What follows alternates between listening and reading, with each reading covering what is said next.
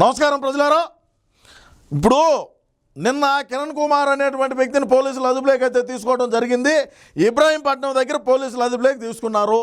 పోలీసులు ఆయన్ను మంగళగిరి నుంచి గుంటూరుకి ఏమో తరలిస్తా ఉండగా అక్కడ గోరెంట్ల మాధవ్ మా మాజీ ఎంపీ ఆయన పోలీసులకు మరి జగనన్న కంట్లో పడి లాస్ట్ టైం ఎంపీ సీటు తెచ్చుకున్నాను, ఈసారి మరి జగనన్న కంట్లో పడాలనే ఉన్న ఆ పోలీసుల అదుపులో ఉండేటువంటి కిరణ్ అనేటువంటి వ్యక్తి పైన దాడికి పాల్పడడం అనేది జరిగింది. అది అందరూ కూడా చూసే ఉంటారు వివిధ మాధ్యమాల్లో. దాని గురించి ఆంధ్రజ్యోతిలో రాసినటువంటి ఒక కథనం ఏందనేది పరిశీలిద్దాం.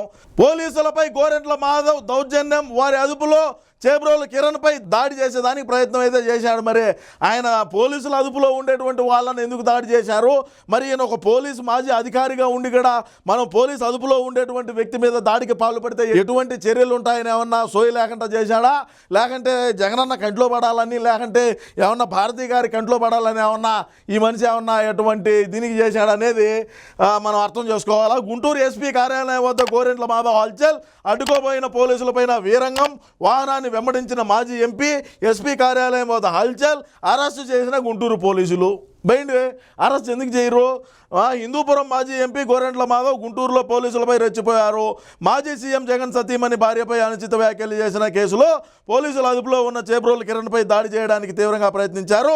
ఇబ్రహీంపట్నం శివారులో కిరణ్ను అరెస్ట్ చేసి తీసుకొస్తున్న పోలీసులను గుంటూరు ఎస్పీ కార్యాలయం సమీపంలో అడ్డగించబోయారు. ఇది కథ. ఎందుకంటే ఈయనకేం పని? ఇప్పుడు ఈయనకేమన్నా అవసరమా? గోరెంట్ల మాధవ్కు ఏం అవసరం ఉండి ఆడికి పోయినాడు? మరి గోరెంట్ల మాధవ్కి ఎట్లా తెలిసింది పోలీసుల అదుపులో ఉన్నాడు కిరణ్, ఎస్పీ ఆఫీస్ దగ్గరకు కిరణ్ను తీసుకోవస్తున్నారు అని చెప్పి గోరెంట్ల మాధవ్కి ఎట్లా తెలిసింది? ఇప్పుడు ఎవరో ఒకరు లీక్ ఇస్తేనే కదా తెలిసేది, ఇలా అంటే తెలియదు కదా. సో ఏది ఏమైనా కూడా మరి నిన్నే అనుచిత వ్యాఖ్యలు చేసినాడు నారా లోకేష్ గారి మీద. మరి దాని మీద ఏమన్నా కేసు కట్టినారా, లేకంటే ఈ కిరణ్ను ఏదైతే ఉన్నదో కిరణ్ పైన ఆయన చేసేటువంటి చర్యకి ఏమన్నా కేసు కట్టినారా అనేది చూద్దాం ఏది ఏమవుతుందో. ప్రస్తుతానికైతే పోలీసుల అదుపులోనే ఉన్నాడు. మరి ఈరోజు కోర్టుకి ఏమన్నా హాజరుపరుస్తారో మరి ఏందనేది కూడా చూద్దాం.